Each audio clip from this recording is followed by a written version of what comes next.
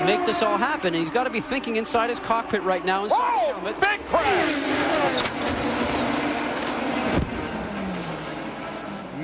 Major incident.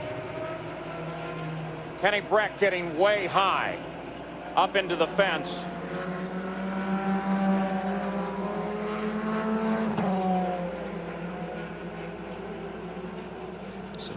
So 2 cars involved. That's Schechter right there. You can see him moving inside the cockpit. His helmet, his steering wheel comes off.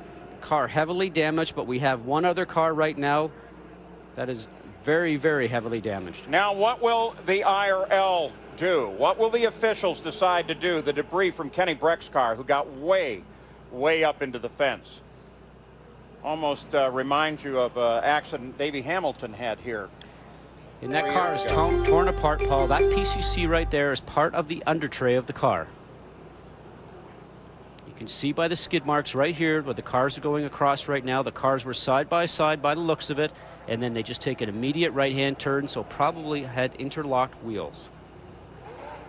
The yellow flag flies at the start-finish line. The question now is, with just 12 laps to go in competition, whether or not they will put out the red flag and stop the event, only to restart it.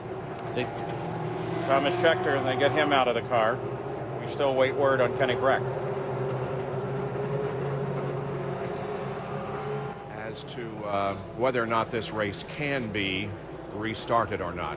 There is the scene around Kenny Breck as the medical personnel from the Indy Racing League work over him and try to stabilize him. Here is the replay of what happened. Breck on the high side of Thomas Schechter down the backstretch. At the end of the backstretch, there's the contact, and Breck's car up into the wall, virtually splitting in half. And here is the shot now from the end of the backstretch.